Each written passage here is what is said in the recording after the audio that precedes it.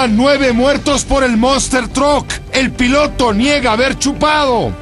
Tú dijiste que habías tomado muchas cervezas. Si no, yo te voy a sacar de esta bronca y no te... Capturan a 13 policías secuestradores. Es lamentable que entre quienes tienen el alto honor de servir a la ciudadanía, algunos cometan actos de traición. Liberan a 9 anarquistas, recapturan a 1. Maestros toman casetas de la México-Puebla, ocupan Congreso y alcaldías en Chiapas. No va el IVA en colegiaturas, rentas e hipotecas. México a las puertas de la recesión, alarman panistas. Sería un grave error de política económica aprobar en medio o ya de cara a una recesión económica una reforma tributaria como la que nos propusieron. Republicanos exigen diálogo a Obama. No caeré en chantajes, responde. Buse pregunta, ¿quién dijo miedo? Imputan al piloto del Monster Truck cuando los responsables de la tragedia de este espectáculo desbordado allá en Chihuahua son también todos autoridades, la empresa organizadora y el público que de manera irresponsable se colocó en un lugar peligroso. Usted está con uno está en toda esta zona y las noticias en claro. Vamos con este tema que ha conmovido a la opinión pública. Ya son 9 las personas fallecidas en Chihuahua luego de ser arrolladas por esta camioneta monstruo durante el espectáculo del fin de semana, del sábado, ahí en una presa, ahí en cualquier llano, hombre, cerca de la capital. La nueva víctima ahora es Bernardina Chávez. Ella se encontraba en terapia intensiva. El conductor del vehículo, el piloto del vehículo, fue dado de alta de un hospital y después compareció ante una juez. Reconoció ser mecánico y no piloto profesional. Con uno, Adriana Matamoros informa. Así luce hoy el Parque El Rejón, luego de la tragedia que enlutó a los chihuahuenses en el Demolition Show. Esta cruz fue colocada en la pista donde fueron arrollados más de 80 espectadores. Las imágenes aún se repiten una tras otra para los que sobrevivieron al accidente. No se sabía qué hacer, yo estaba en las gradas mero arriba con mis hijos y mi esposo. Dios me ayudó para decir aquí me quedo. Me espero a que, pues para no estorbar, porque mucha gente se desesperó, se atoró, yo nada más veía correr niños solos. En la noche todavía las imágenes estaban en la cabeza de nosotros que lo vivimos.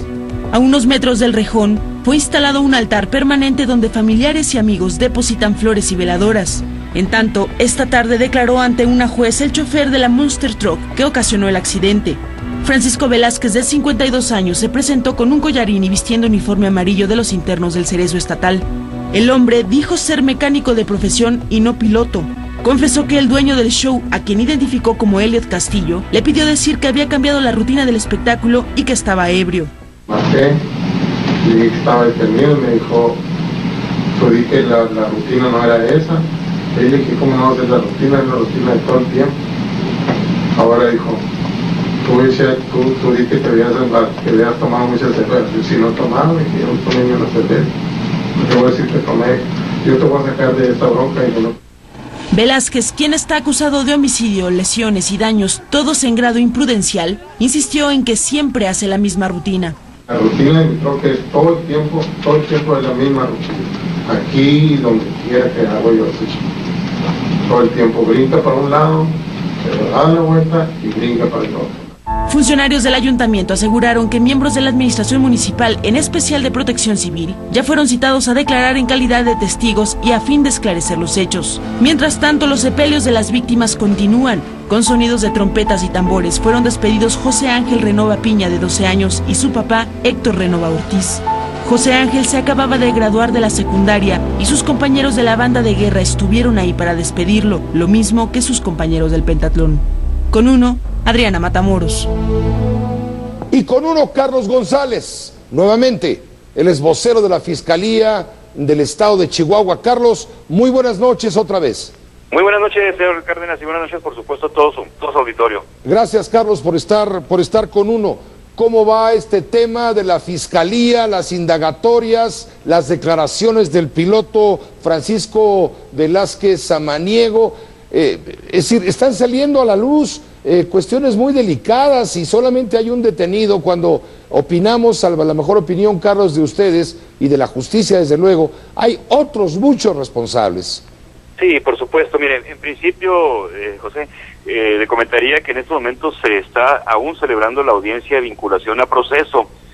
Sucedió algo que llamó la atención a la propia defensa del señor del imputado y como al mismo Ministerio Público, de que pues el trámite era pues imputar los delitos de homicidio imprudencial y lesiones imprudenciales, y el imputado dice, jueza, ya quiero que me vinculen a proceso. Esto pues llamó la atención y bueno, se está desahogando esta audiencia. Es decir, ¿él se está haciendo responsable? Pues es una declaración no dicha, me refiero a que él lo está pidiendo que ya este asunto termine, ¿no? Sí. Al momento que dice ya que se haga la vinculación a proceso, pues es prácticamente una aceptación de culpa. Sí, señor. Así lo interpretamos quienes estuvimos por ahí. Pero hay declaraciones del piloto, de Francisco Velázquez Samaniego, cuando señala que una vez ocurrida la tragedia, él se comunicó con los empresarios del espectáculo. Es correcto. Y el dueño del espectáculo, del cual se desconoce su paradero a estas horas todavía, tengo entendido, le ordena que declare que había bebido mucha cerveza y que había hecho una rutina distinta a la planeada en el espectáculo, es decir, que se echara toda la culpa. Sí, es lo que él declaró hoy en el presente de la audiencia de imputación, y él pues dice que eso no fue cierto, que él no andaba ebrio, lo cual es correcto, no andaba en estado de ebriedad. Y bueno, pues él prácticamente le dice que no al organizador de este evento, quien efectivamente, señor José, está prófugo, se ausentó, no ha sido localizado por la Fiscalía desde el mismo sábado que se dieron estos hechos, se hizo el intento de ubicarlo, no ha sido posible. Entonces, bueno, pues esta parte de este lamentable hecho se está cumpliendo en cuanto pues al proceso penal en contra de este señor. Y ahora lo que sigue, bueno, pues es seguir con las declaraciones de personas ya directamente involucradas en lo que es la organización y logística del evento. Exacto, organización y logística. Organización, la empresa Demolition, o como se llame, el tipo está prófugo, el empresario responsable está prófugo. ¿Y qué hay de las autoridades? Aquellos que dieron los permisos apropiados para que ahí se celebrara este espectáculo, en un lugar donde es evidente, Carlos, repetimos lo que ayer comentábamos, no había medidas de seguridad, por lo menos en la zona a donde fue a dar esta camioneta causando la tragedia. Sí, así es, ya se solicitó la información, se están revisando permisos, planimetría, se ha interrogado ya personal de protección civil del municipio, de la propia empresa, trabajadores de esta empresa que pudieron ser asegurados para escucharlos en declaración. Y además, déjeme comentarle dos cosas. La primera, mañana se incorpora una empresa para hacer un trabajo de peritaje, determinar cuáles debieron haber sido las condiciones de seguridad. Sí. Así es, sí, señor, de seguridad. Y con base en ese dictamen de esta empresa, bueno, pues ya se tendría más luz respecto a quiénes o qué instancia fue la que falló y fue omisa o fue negligente estas medidas de seguridad. Es el municipio el que autorizó la realización de este espectáculo, ¿correcto? Es correcto, señor, es correcto. ¿Quién del municipio? ¿No fue el alcalde? No, el alcalde está totalmente, bueno, ustedes lo han visto consternado y totalmente en colaboración con el gobierno del estado. Él ha dicho que aquí no únicamente falló el piloto, el conductor, sino fallaron muchas personas. Entonces, él está en total colaboración con el gobierno del estado para esta indagatoria. Y por otro lado, señor Cárdenas, hoy justamente se creó una fiscalía especial, un grupo de expertos de la Fiscalía General del Estado van a dedicarse exclusivamente a concluir esta investigación. ¿No temen ustedes que los presuntos o probables corresponsables de esta tragedia puedan huir si no van tras ellos inmediatamente? Ya hubieran detenido a quien firmó el permiso, ahí debe estar su nombre. Por supuesto, son cosas que ya se están haciendo, señor Cárdenas, son aspectos que ya se tomaron las debidas precauciones, tanto con las autoridades municipales, y lamentablemente el responsable de este evento, bueno, pues es que no ha sido, realmente creemos que huyó del lugar, no ha sido localizado por la Fiscalía, pero se tendrá que también probable responsable, y en este momento estamos hablando ya de 8 personas muertas con esta mujer que falleció hoy luego de haber estado internada en terapia intensiva en el hospital. Ya son es 8. La novena. Es la novena perdón, víctima. El noveno muerto, la novena víctima. Sí, ¿Cuántos permanecen todavía en el hospital en terapia intensiva? Porque nos decían que hay todavía algunos de los internados, de los heridos graves. Sí, son 16 personas las que ya están hospitalizadas hasta la mañana de hoy, de las cuales 5 aún permanecen pues en calidad de delicados, estado de salud es delicado, están en terapia intensiva, estables, es lo que reporta o lo que es el parte médico, señor Cárdenas. Pues agradezco mucho, Carlos González, en calidad de vocero de la Fiscalía del Estado de Chihuahua, que haber estado con uno y que nos hayan permitido conocer los detalles de esta información que nos consterna a todos. Sí, gracias, señor Cárdenas, estamos a sus órdenes como siempre. Carlos, muchas gracias, buenas noches. Buenas noches, señor.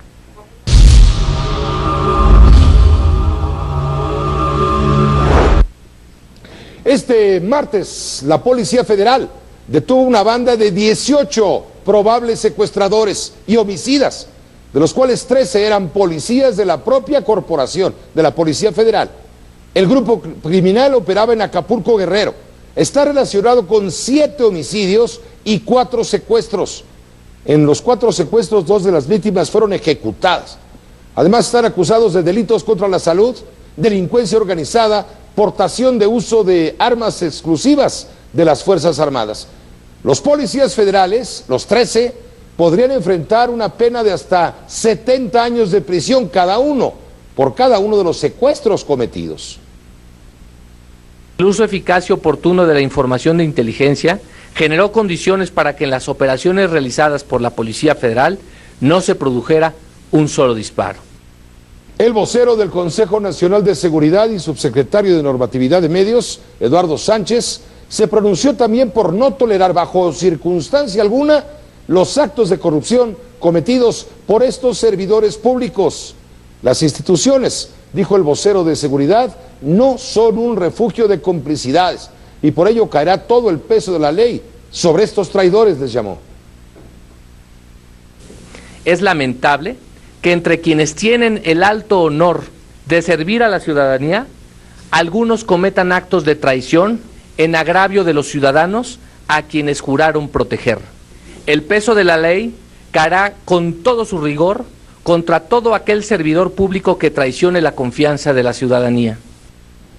Las autoridades del Distrito Federal han confirmado que sí hubo agentes infiltrados en la marcha del 2 de octubre.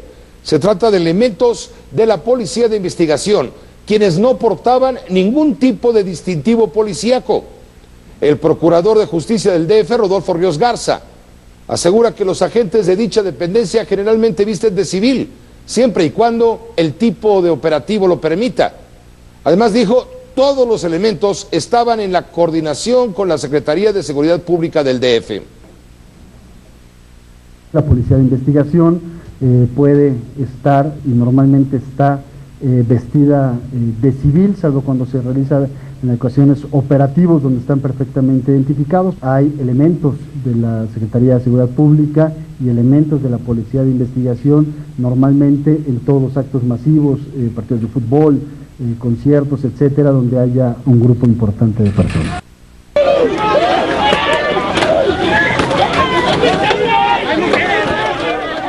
Y siguen saliendo sapos y culebras. Observe usted en la pantalla a este uniformado, este policía, que utiliza su casco protector auténticamente como un arma.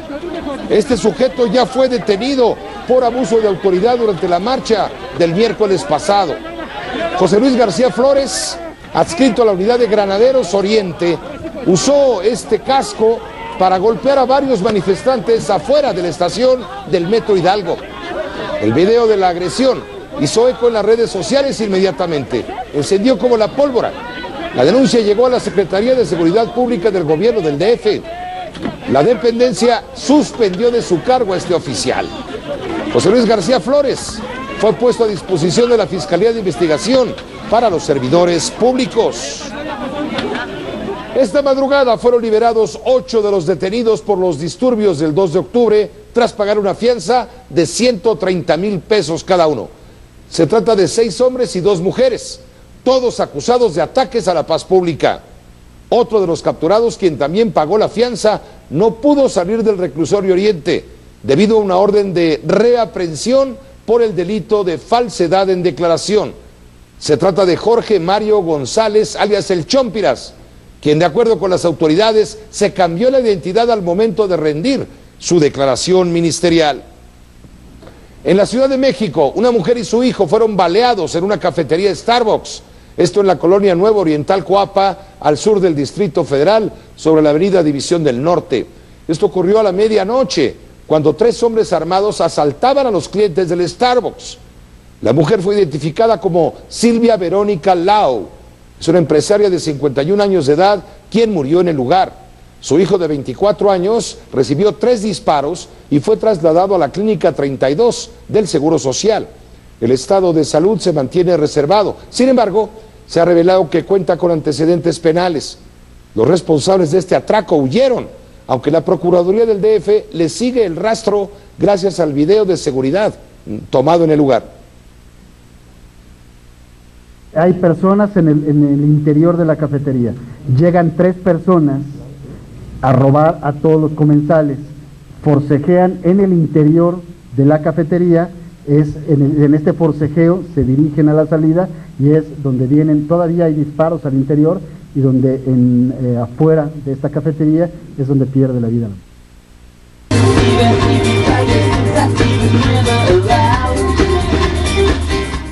Y ellos son integrantes del grupo español rockero de Lorean.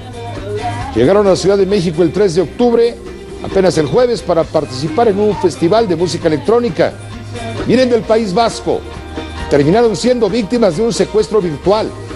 Sucede que el domingo, los 4 jóvenes se encontraban en la habitación de su hotel cuando recibieron la llamada de un presunto policía. Les pidió hospedarse en otro lugar, pues les advirtió: corren ustedes riesgo de quedar en medio de un tiroteo. Cuando los rockeros ya estaban en el nuevo hotel, les dijeron vía telefónica que estaban secuestrados. Mientras tal cosa ocurría, alguien más marcó a los familiares para exigirles 5 millones de pesos en rescate para dejarlos en libertad. Hasta las 6 horas de este martes fueron liberados. Esta banda rockera canceló su gira, regresará a España inmediatamente en el primer vuelo. La prensa es tu casa. La prensa premia tu preferencia y te da la oportunidad de ganar una casa. Sí, una casa en el bello puerto de Acapulco. Es muy fácil. Recorta tu cupón que aparece todos los días en el periódico La Prensa.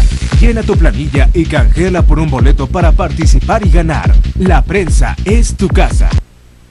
Lo que enseñan los maestros. ¿A qué nos enseñan? A tomar casetas, congresos, alcaldías, a bloquear carreteras.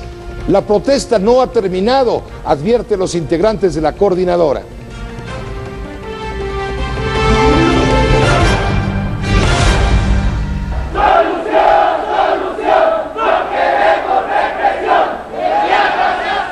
Por más de 5 horas, integrantes de la Coordinadora de Trabajadores de la Educación tomaron la caseta de cobros de San Marcos, esto en la autopista México-Puebla. De nueva cuenta, los maestros permitieron el libre paso de los automovilistas. Los profesores advirtieron que su movimiento no está debilitado. Anuncian mantener por lo menos 15,000 docentes en el plantón que está establecido en el Monumento a la Revolución después de aquel desalojo del Zócalo la víspera de los días de la Independencia. También se pronunciaron sobre el regreso a clases en Oaxaca, programado para este próximo lunes 14.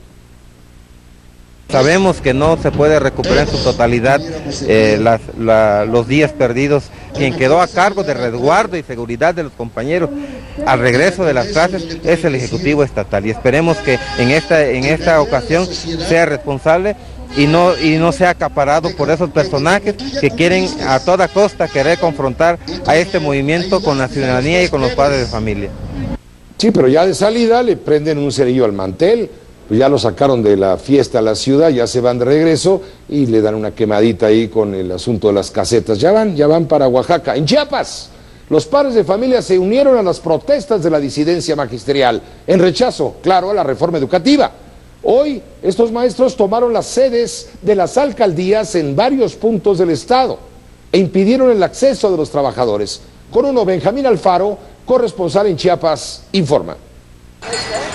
Primero fueron las instalaciones de Pemex en Tuxtla Gutiérrez y ahora padres de familia y maestros tomaron los ayuntamientos de Chiapas e insisten en la derogación de la reforma educativa. Los padres de familia también queremos que nuestros hijos regresen a clases, pero de nosotros los padres, de ellas nuestras autoridades depende que se tomen esos acuerdos para que no se sigan lesionando a los niños, que no son los que la deben de pagar. Ellos también se consideran perjudicados con la reforma, ya que tendrán que continuar con las aportaciones económicas para el mantenimiento de los planteles educativos, por lo que apoyarán al movimiento magisterial hasta sus últimas consecuencias. Estamos uniéndonos al magisterio en esta lucha en contra de esas reformas. Las escuelas que habían estado participando, trabajando todavía, fueron tomadas por padres de familia y mandaron a la lucha a sus maestros. La convocatoria fue a tomar y bloquear el acceso de trabajadores en por lo menos 60 alcaldías en las regiones fronterizas de la costa, Soconusco, Centro, Sierra y Altos. Para mañana se espera nuevamente la toma de casetas y bloqueos en carreteras. Con uno, Benjamín Alfaro. Benjamín está en Chiapas, bueno, pero en Oaxaca también protestaron los padres de familia. Allá en Oaxaca fue para exigir al magisterio disidente cumplir con el calendario escolar. Con una marcha hacia el zócalo de la capital oaxaqueña pidieron ser escuchados por el gobernador Gabino Cue. Los padres de familia pretenden que cuando regresen los maestros de la sección 22 del Sindicato de Trabajadores de la Educación, el gobierno les exija firmar un acuerdo para no volver a parar labores y reponer el tiempo perdido. Aquí en la Ciudad de México, el líder del Sindicato de Trabajadores de la Educación, Juan Díaz de la Torre, se reunió en San Lázaro con diputados de todos los partidos. Sin entrar en el regateo de las cifras, demandó invertir más dinero, más recursos en el sector educativo. Por ello, planteamos la necesidad de un presupuesto suficiente para la superación profesional indispensable para mejorar la práctica de más de 1 millón de docentes y trabajadores de la educación.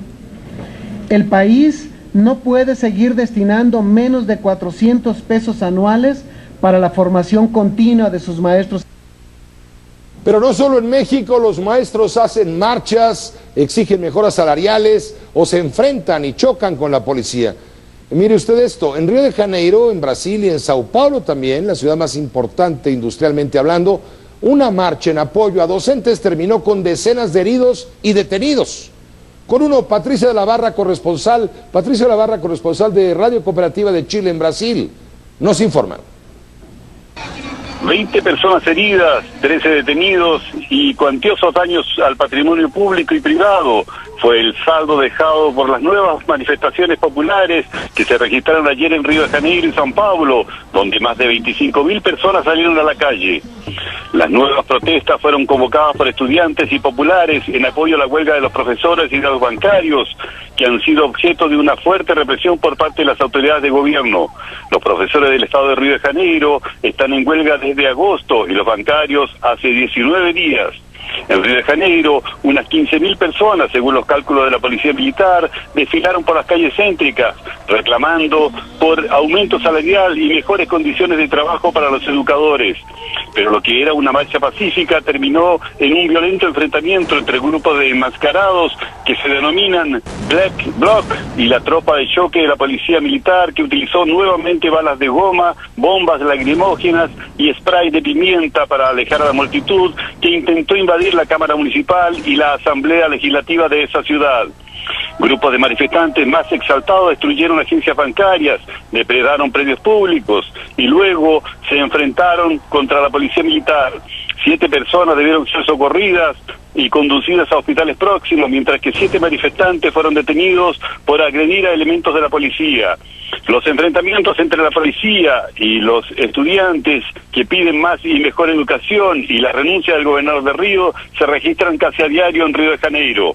En San Paulo la situación no fue diferente y luego de una masiva manifestación por la avenida Paulista, grupos de enmascarados enfrentaron a la policía y también destruyeron todo lo que estaba a su paso. Decenas de agencias bancarias fueron depredadas, además de solidarizarse con los profesores y los bancarios. Los manifestantes apoyan también la causa de los indígenas y de los sin techo. En la capital financiera e industrial de Brasil fueron contabilizados 3 heridos, 3 de ellos graves, luego de que un vehículo que fue incendiado estallase. 6 personas fueron detenidas por volcar un vehículo de la policía. La huelga de los profesores y los funcionarios bancarios está lejos de terminar. Hay mucha diferencia entre lo que se pide y lo que se ofrece, por lo que las protestas deben continuar extendiéndose por otras ciudades. Desde San Paulo informó Patricio de la Barra, corresponsal de Radio Cooperativa, en colaboración con Uno TV. El Sol es tu casa. El Sol de México premia tu preferencia y te da la oportunidad de ganar una casa. Sí, una casa en Cancún. Es muy fácil. Recorta tu cupón que aparece todos los días en el periódico El Sol de México. Llena tu planilla y canjela por un boleto para participar y ganar. El Sol es tu casa. De este próximo jueves en 8 días es 17 de octubre. Es una fecha fatal para el gobierno del presidente Barack Obama de Estados Unidos. Si la Cámara de Diputados y el Senado no le autorizan un mayor techo de endeudamiento, Estados Unidos iría a la moratoria de pagos. Esto ocurriría por primera vez en la historia de esta poderosa nación en 225 años.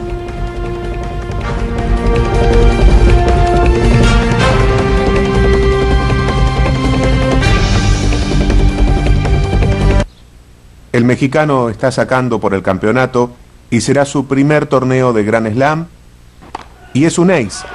Es juego, set, match y partido para México. Impresionante el jugador. Mira cómo está festejando. Mirá. No, increíble. Porque nunca podremos sacar el futbolista que vive dentro de todos los mexicanos. ¡Vamos, México! Soluciones en electrónica. Tú no sabes nada de fútbol. Tú debutaste a los 16, te retiraste a los 37, metiste 1282 goles y fuiste tricampeón del mundo. ¿A ese? ¿A quién metí mi primer gol en el mundial? Pues ahí está en la silla, Pelé. Ahora todos quieren el 8. 8% es la tasa anual fija que puedes obtener con tu nuevo crédito Plan Pyme Santander. Tu negocio crecerá como campeón.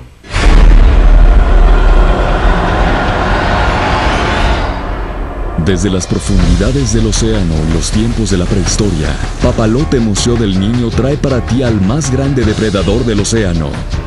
¿Pero es realmente el monstruo que imaginamos? Acaba con el mito y descubre la increíble naturaleza de esta legendaria especie.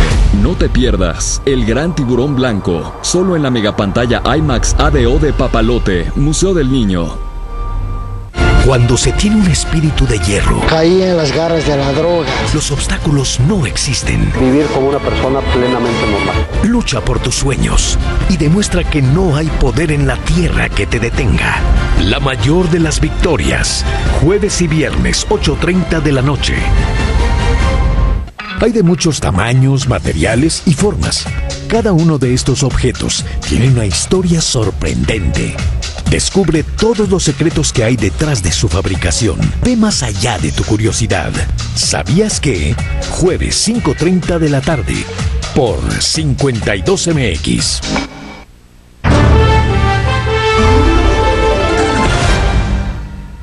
El Instituto Carlos Slim de la Salud invita a participar en la 7ª convocatoria del Premio Carlos Slim en Salud. Es tiempo de nominar a investigadores e instituciones que han dedicado su vida y su quehacer a la salud. Del 1 de agosto al 31 de octubre de 2013. www.salud.carlosslim.org. Instituto Carlos Slim de la Salud.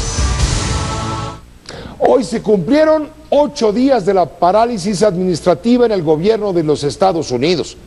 En una conferencia de prensa, el presidente Barack Obama dijo estar dispuesto a dialogar con los legisladores republicanos precisamente sobre el déficit fiscal, siempre y cuando los republicanos aprueben antes el presupuesto y eleven el techo de la deuda. El presidente de Estados Unidos también hizo énfasis en los riesgos que enfrentaría el país si hay suspensión de pagos. Sería como una bomba atómica, un arma demasiado horrible para ser usada. Sería perturbar los mercados. Se socavaría la confianza del mundo en Estados Unidos como la piedra angular de la economía global y podrían aumentar los costos de endeudamiento de forma permanente. Si no le aumentan el techo de endeudamiento presupuestal al presidente Barack Obama el próximo día 17 de octubre, Estados Unidos, imagínese, se declararía en moratoria de pagos.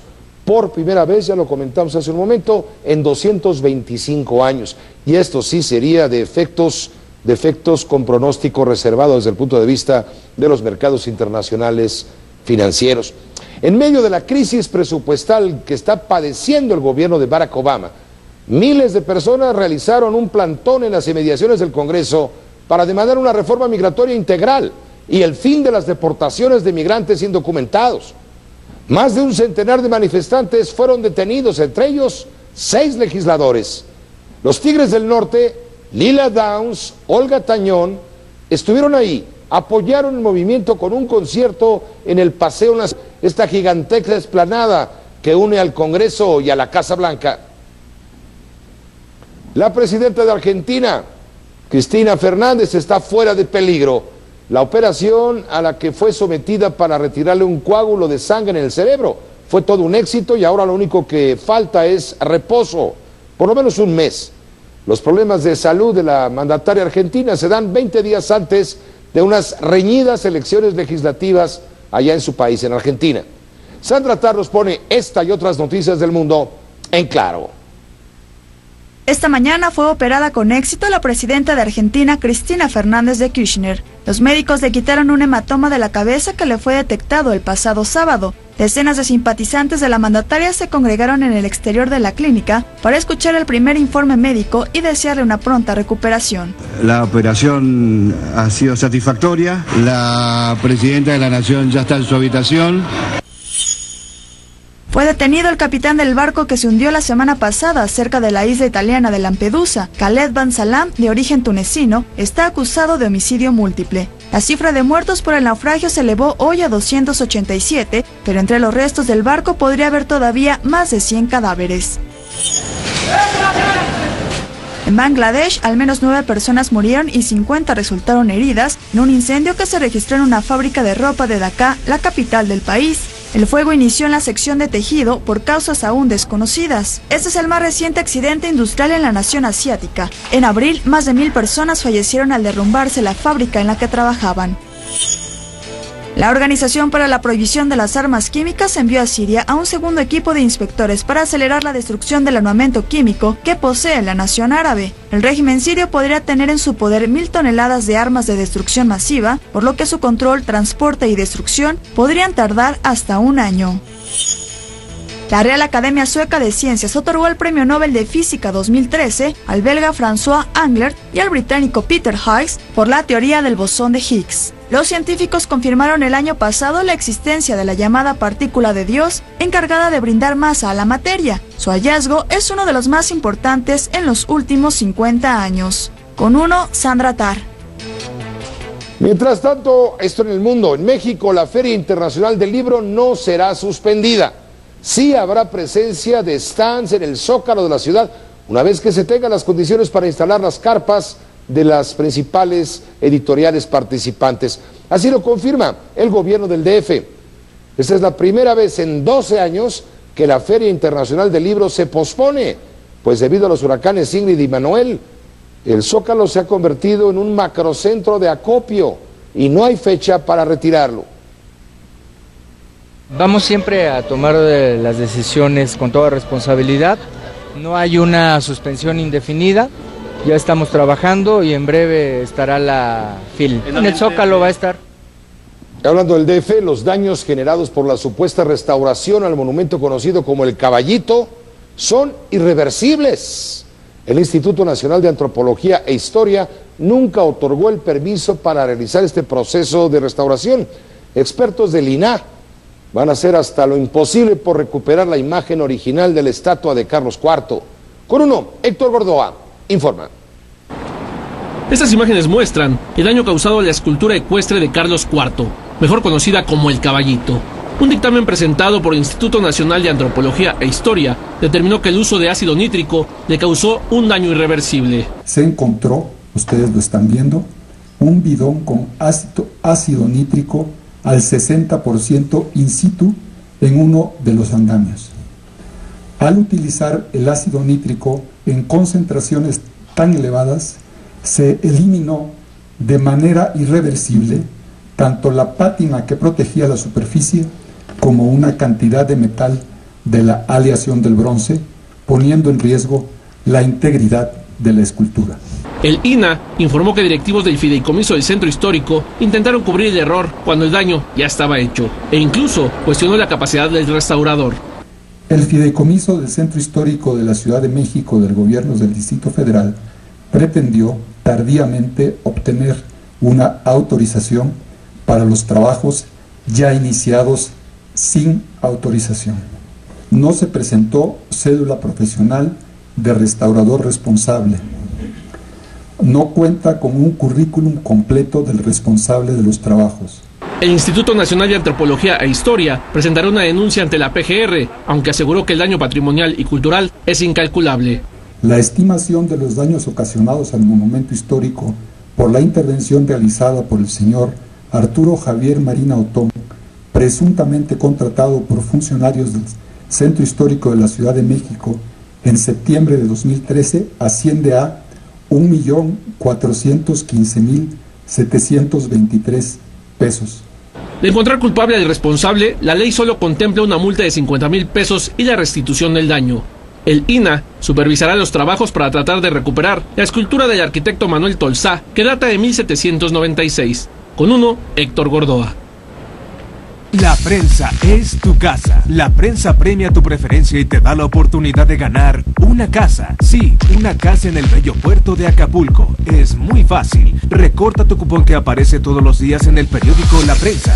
Llena tu planilla y canjeala por un boleto para participar y ganar. La prensa es tu casa. El gobierno del presidente Peña Nieto pone de acuerdo a todos los partidos, pero en su contra por la reforma financiera. Hasta el PRI le va a corregir la iniciativa al presidente. El IVA no va en colegiaturas, rentas e hipotecas. Focos rojos alertan el peligro financiero. Esto y una bomba de tiempo a punto de estallar el viernes en el Estadio Azteca. Con Gaby Cobo después de corte.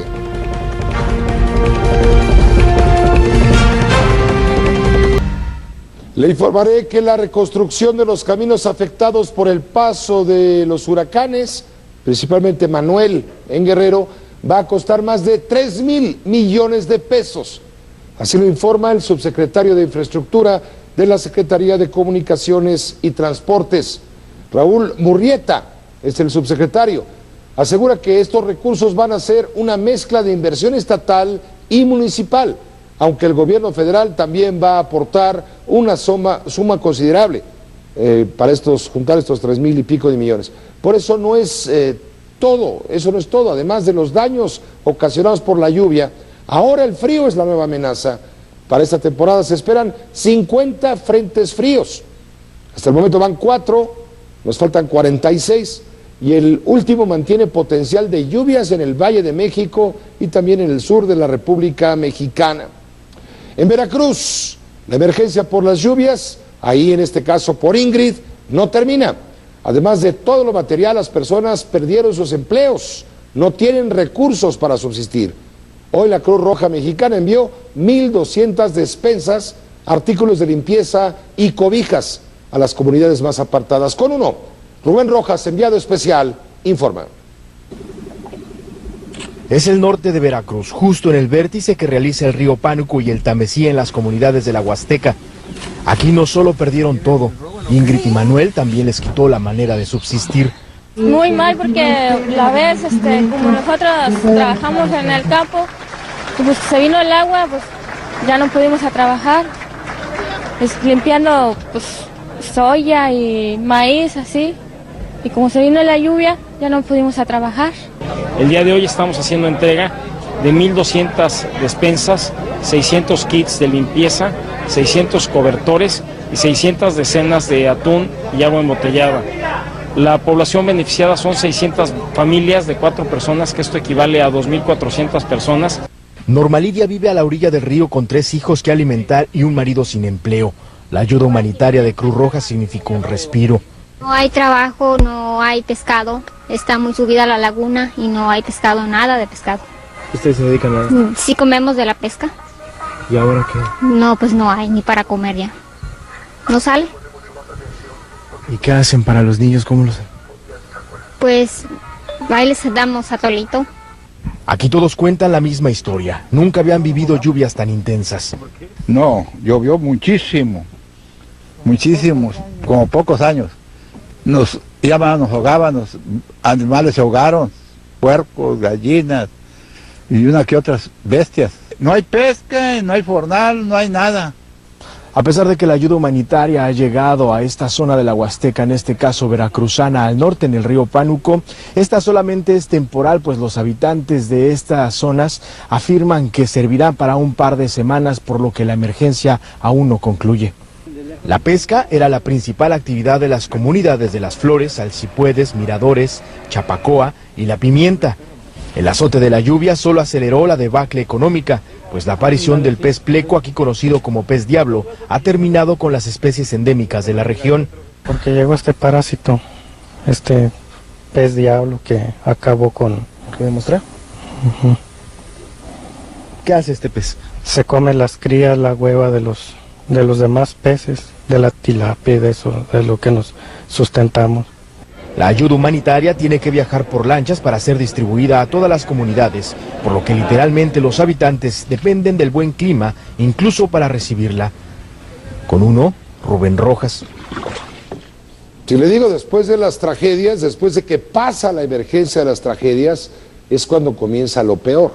Y es cuando se necesita mayor apoyo, mayor ayuda, mayor comprensión y desde luego mayor solidaridad. En Iztapalapa, desde hace más de 25 años, los vecinos de la Sierra de Santa Catarina tienen que utilizar un túnel de drenaje como paso vehicular, como puente. Las autoridades van y vienen, perredistas, priistas, lo que sea, pero en tantos años, digo 25, nadie ha hecho algo para arreglar este problema que afecta a cientos de personas y todos los días. Con uno, Juan Rivas informa. En realidad esto es un subterráneo para drenaje, pero por necesidad, habitantes de Santa Catarina en Iztapalapa lo usan como paso vehicular ante la falta de un túnel que permita atravesar la autopista México-Puebla. Del diario siempre hay estos problemas. Yo no sé hasta cuándo van a poner un puentecito para que se pueda uno. Aquí se pone imposible para pasar. ¿Cuántas veces le toca pasar por aquí a usted? Bueno, vivo del otro lado del Distrito Federal. Sé que diario bajo y subo, bajo y subo. Cuando llueve, ¿qué tal se pone? Cuando llueve se pone terrible, se llena hasta la altura de la banqueta, tapa la banqueta.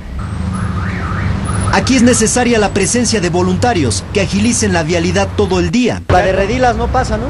No. ¿Y toda la gente que vive de este lado, cómo le hace para pasar hacia allá? Se van por el eje 6 o por Santa Catarina.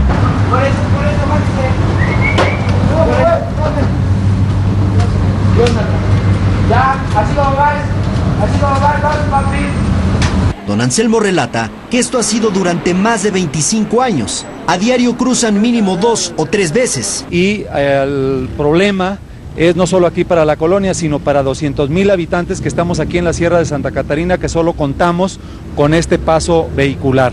Ante la falta de voluntad de las autoridades delegacionales para resolver este problema, los colonos de Iztapalapa se organizaron y solicitaron a Caminos y Puentes Federales Capufe la construcción de un distribuidor vial. Estos documentos revelan que el proyecto ya fue autorizado. Sin embargo, podría no llevarse a cabo, ya que la delegación no ha cumplido con un trámite. Actualmente tenemos algo que corresponde a la delegación Iztapalapa, que es el que la delegación gestione el derecho de vía de un predio que se llama La Muralla para que Capufe pueda construir ahí la entrada a lo que va a ser el puente vehicular. La gente asegura que para solucionar el problema, la delegación solo tiene que buscar a los dueños del predio, pero no lo ha hecho. Capufe fijó como plazo el día 15 de octubre para que la delegación haga el trámite. De lo contrario, todo se vendrá abajo. Miles de personas que habitan en toda esta zona a diario tienen que cruzar por el túnel que les hemos mostrado. A un costado de esta autopista podría construirse el distribuidor vial La Virgen, un proyecto que, a decir de los propios habitantes de esta periferia, podría ser cancelado. El tiempo corre y si en 7 días no se cumple el trámite, la Federación retiraría los recursos que ya están asignados para la obra. Con uno, Juan Rivas.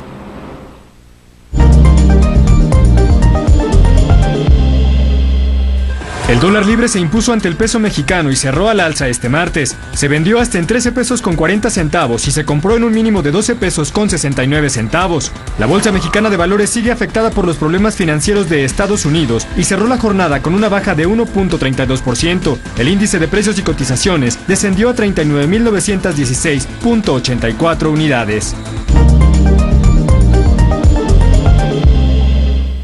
En temas económico-financieros, el Fondo Monetario Internacional recortó su previsión de crecimiento para la economía mexicana en 2013. La recortó otra vez. El crecimiento del Producto Interno Bruto de México, dice el Fondo Monetario, será de 1.2%, inferior al 2.9% pronosticado por el fondo apenas en julio pasado. Justifican esta corrección diciendo que la caída se debe al bajo gasto público, está cerrada la llave del gasto, a un descenso en la construcción y a la débil demanda estadounidense de las exportaciones mexicanas. Todo esto lo precisa el Fondo Monetario Internacional. Se encienden los focos rojos de alarma sobre la situación financiera en México. A propósito, PRI, PAN y PRD han acordado modificar la reforma hacendaria que envió el presidente de la República al Congreso. Los partidos políticos frenaron el IVA a las colegiaturas, a las rentas y a los créditos hipotecarios. Entre los acuerdos mantiene la propuesta del presidente Peña Nieto de homologar el IVA en la frontera, pero se prevé aplicar un periodo de transición, el cual podría ser de 2 años para pasar del 11 al 16% en la frontera y no de golpe. Con uno, Adrián Capula informa.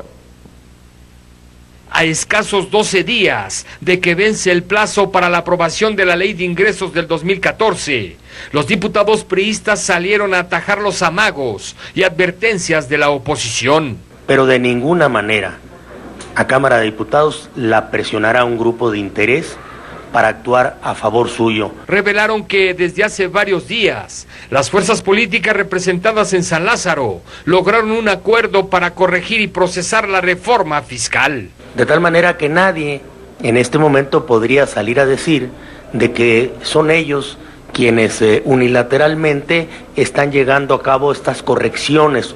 Entre los acuerdos logrados, destaca no cobrar el IVA en colegiaturas, renta, compra y venta de casas habitación. La intención es dejar los ingresos que está pidiendo el gobierno.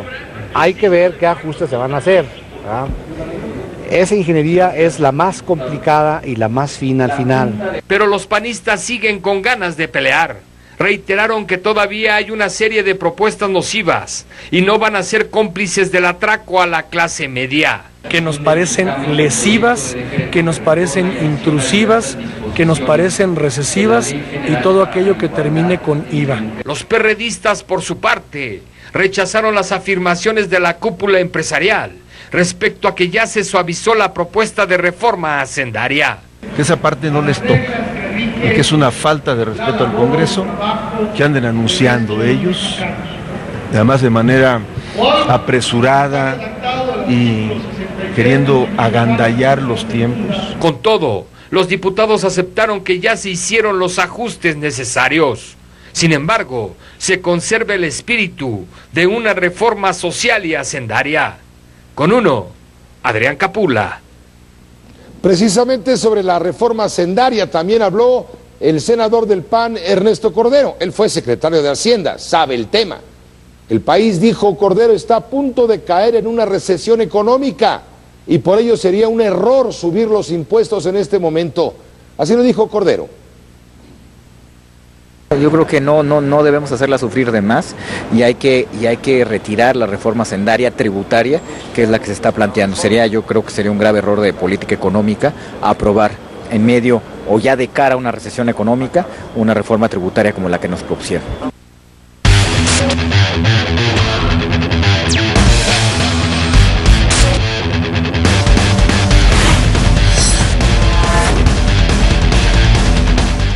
Con uno, Gabriela Cobo, los deportes y la pregunta de Vucetich. Dice también Gabriela Cobo, ¿Quién dijo miedo? Miedo el que tienen, hola Pepe, los de Panamá, que ya con el cambio de director técnico no les está gustando tanto las cosas. Ellos lamentan que se haya ido el Chepo de la Torre. Mientras tanto, sigue... Es que jugaba para los panameños, yo creo. Sí, ¿no? Les convenía.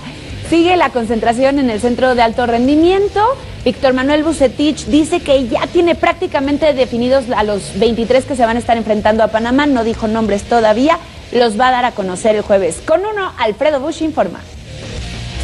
La hora de la verdad llegó para la selección mexicana, aunque el técnico Víctor Manuel Vucetich asegura que no existe temor por enfrentarse a Panamá en el duelo decisivo de cara al Mundial.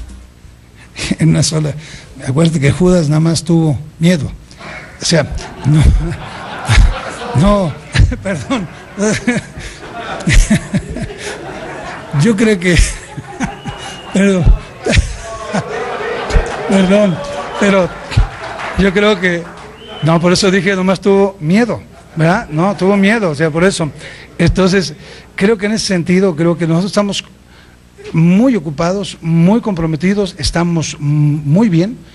En lo personal estoy muy contento, muy deseoso de que esto llegue el tiempo. A Buce no le agradó que el técnico panameño Julio Deli Valdés preguntara si se iba a cantar el himno argentino o el mexicano, debido a los naturalizados que están con el Tri. Mira, yo creo que representamos a México con todo orgullo y es México con el que van a jugar, o sea, sin duda alguna. Creo que muchos países utilizan muchos elementos y en esta ocasión, te repito, seguimos participando con México, no hay ni vuelta de hoja, ni es para estar vacilando en ese sentido. El seleccionador nacional aseguró que tiene ya definida su alineación en un 90% de cara a lo que será el duelo ante Panamá y que elegirá solamente a los 23 que atraviesen el mejor momento futbolístico para estos duelos eliminatorios. Con Uno Sports, Alfredo Bush. Bueno, y aunque México matemáticamente podría aspirar a ir en el tercer lugar, realmente busca el cuarto boleto de repechaje contra Nueva Zelanda, que se había dicho se iba a enfrentar a Gallos Blancos de Querétaro en un partido de preparación. Bueno, pues los gallos ya se sentían pavos reales, ya vendían boletos. En la página oficial estaba anunciado en el calendario el 12 de octubre. ¿Y cuál es la sorpresa? Son los últimos en enterarse, porque en la página oficial de Nueva Zelanda está la misma fecha, pero un partido contra Chivas y USA. Esto fue apenas hace rato en la tarde. Querétaro se da cuenta y lanza un comunicado en el que dice a la afición en general y medios de comunicación, dice que la selección de Nueva Zelanda no cumplió con lo que ya habían pactado, dice literal. Para jugar un partido internacional el próximo 12 de octubre en el Estadio Corregidora, la Federación de Fútbol de Nueva Zelanda se deslindó de manera unilateral del compromiso después de haber confirmado formalmente su participación. El club se compromete a devolverle el dinero a la gente que ya había adquirido un boleto y además se van a quejar con la FIFA por todo esto porque ya estaban comprometidos y así fue como se enteraron. Pero bueno, eso es lo que pasa en el fútbol mexicano. Tenemos ya también las fechas y los horarios de la Copa MX. Van a estar el próximo miércoles 22 de octubre. Se va a jugar el partido contra Monterrey y Morelia. Y al día siguiente, el miércoles 23 a las 8 de la noche, la sorpresa Alebrijes de Oaxaca contra los rojinegros del Atlas. Hasta aquí los deportes, Pepe, buenas noches. Gabriela, ¿cómo? Gracias, buenas noches. ¿Quién dijo miedo? Ya estaremos informando qué sucede el viernes con la selección mexicana frente a Panamá. Vaya, sinodal, que además le ha ganado a México, es el Coco. Hasta aquí usted estuvo con Uno, estuvo con usted. Pásela bien, buenas noches. Hasta mañana.